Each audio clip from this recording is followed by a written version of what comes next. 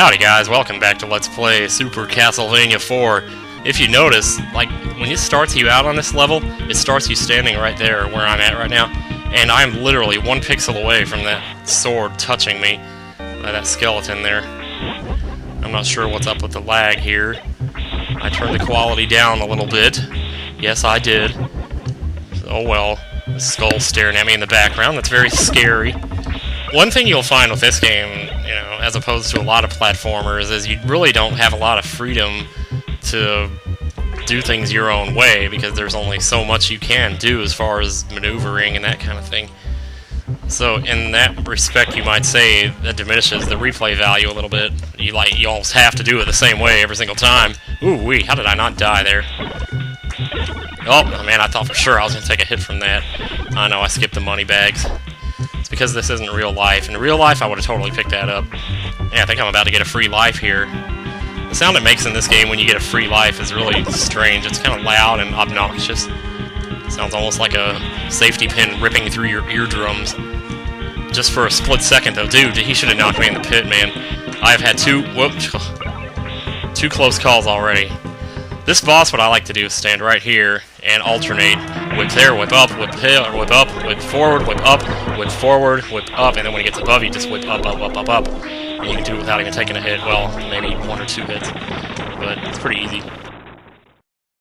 Now we move on to the part of this game that really made me fall in love with it. And, you know, back in the day, this was a pretty unusual thing. You know, when the Super NES first came out, the big news was that it had 3 big effects that it could do. That was the rotation, scaling, and color layering. But I was a huge fan of the rotation just because I didn't understand back then how technology could be that smart to be able to rearrange all those pixels and still keep the picture the same. Like, how can it do that? Of course, nowadays, I mean, that's shit. Like I said, nowadays, that's something you see in games all the time. You take it for granted, pretty much. I take it for granted, even. And it's so much, I mean, when you look at this now, it's all pixelated. It's nothing like what you see these days. These days, you can't even tell that there's pixels anymore. It's just absolutely amazing. I never thought they'd get to a point where they could make 3D games. Somehow they did it. I remember thinking that would be impossible. But amazingly enough, you know, in such a short time, we managed to make games like that. I'm getting a feeling nowadays, though, that we started to kind of max out. Like, how much more can they possibly do, you know? I guess that's probably a good thing, though. If we are maxing out, that's a good thing, because then that forces people to, or forces video game designers to go back to being creative as opposed to selling graphics. Because that's one thing that is, I think, getting in the way of quality as far as video games are concerned these days. It's graphics, graphics, graphics. It's all the, you know, the big selling point. So, but in recent years, like, I've been reading some issues of Nintendo Power, and I've been seeing some pretty original ideas for games coming out. Strangely enough, one of the games I read about was one in which you have to rotate your surroundings to change the gravity, and that's how you play the game. Like, that's how a large part of the strategy is based around that or something. I can't remember what that game was called. I think it's already out for the PC or something. It's called It Turns, or As It Turns, or something. And Yet It Turns. I can't remember. And Yet It Moves, I think, is actually what it's called. Oh, can't think of the title. This is the place where I love the music, by the way. So, let's move along, shall we? Ooh. This is pretty intense graphics here, too. Yeah, and the other game I was reading about was one in which your character is actually like a shadow, and you walk on the shadows of the background, but you have to, like, manipulate the environment to change the shadows, like change the light source, and it totally changes where you can go and that kind of thing. So that looks pretty cool. Some of this stuff is, like, way over my head, though. I can imagine trying to play these games. I'm not going to know what the hell I'm doing if I... You know, to change the direction of the light, to make the shadows move so that you can walk on the shadows to get to another place. I don't know, man. That sounds, like, really hard. So this here, I like to try to... You can actually get through this pretty fast if you go down right here, but you have to have the timing just right. I like to go ahead and duck, and then there we go. Otherwise you get stuck in an endless loop going up, and you have to wait for a whole other cycle to get back around to this area again, which is really kind of sucky. And as the suspense builds, they're gonna... Oh no, he's gonna crush me into the spikes! I'm gonna die! Huh? No, not really. Okay. Oh god. Can't get enough of the music, man. And it's almost over. Let's just kill this thing right here. Dude! I thought I whipped the fireball, man. What the hell? I must have had really bad timing there. Well, at least you get healing. Like I said, they give you healing everywhere in this game, so it's almost impossible not to...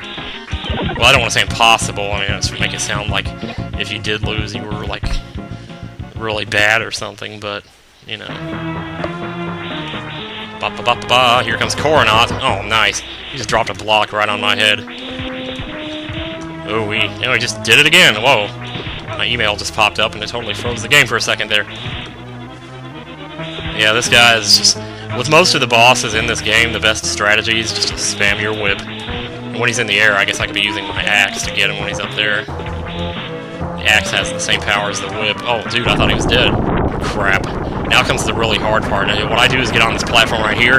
Oh, just kidding. Alright. Da-da-da-dum, ba-ba-ba-bum, ba-ba-ba! I can't sing today, man. I don't know.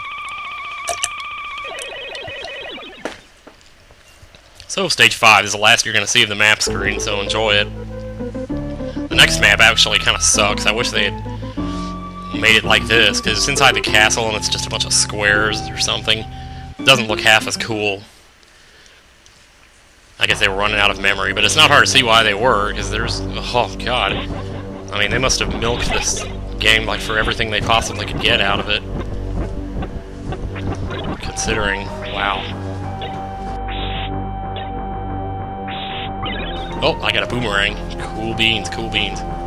Let's just make our way... Ooh, up, up, up. Yeah, there's somebody outside on the window. But they wonder what I'm doing in here. See, these are mostly like one-bedroom apartments here. So, if somebody's talking, you gotta figure they're either on the phone or, you know, whatever. Bum, bum. I think that's just the wind blowing my jacket around, actually. Oh, there goes another one of those hilarious gargoyles. Oh my god, that's funny. Okay. Oh man, I didn't want that. Oh! I didn't know they could change the direction of their firing in the middle of it, jeez. Here comes another one. These guys are a lot worse in Castlevania 3, though, man. Remember what a pain in the ass that was? Oh, thank you. And of course, being able to whip in 8 directions helps tremendously against them. You couldn't do that before, you just had to let them drop on you. Well, that was stupid. Yeah, this is the strangest level. There's just, like... There's really no defining feature about it. It's like... It's a prelude to the castle. It's like the foreplay or something. I hate that those guys take 2 hits, because they can really nail you. Bum, bum, bum, bum. I still got the music from the last level stuck in my head, man. I don't know what that's all about. Whip the hot, whip the hot. Hey, does this look familiar? Hey, is this a homage right here? Interesting. Yeah, if you play Castlevania 3, you might recognize that. Okay, I'm up to 1019, but I had a previous take that took up the first 2 minutes, so... At which point I loaded my state and just started over, so... Yeah, I still don't think I'll have enough time to get through this level, though. I might have to pause when I get to the chandeliers. Spoilers! Stop singing, dude! Okay. This is obviously a kind of a homage to the first Castlevania game. It's a similar level design, and I'm getting my ass kicked again. No fair. Hey, hey, hey. I'll take that holy water. Whoa, whoa, dude, you're just letting him walk all over you. What the hell, dude? Shouldn't let him do that. They got more crazy sound effects in this game, I tell ya. Hot, hot. I don't know what to say. I'm kind of like, just reliving the memory here. I used to play this game so much. So, chandeliers, this is really... It's kind of tricky because, like, you see this is part of the background. You don't realize right away that you can jump on it. At least it took me a while to figure it out. And it's better not to try to jump when it's swinging away from you because... because Castlevania 4 doesn't account for the forward momentum of your jumps. You're going to jump the same distance no matter which way you're turning, so, or which way the platform is moving, so better to wait it out. It'd be a little tricky, but no biggie. And we got one of these. Lovely. Shoot, I'm not going to make that. I can get it from here, though.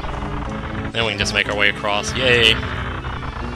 Thank God for being able to control yourself in the air. I could not imagine if they pulled that on Castlevania 3, that shit would have been impossible.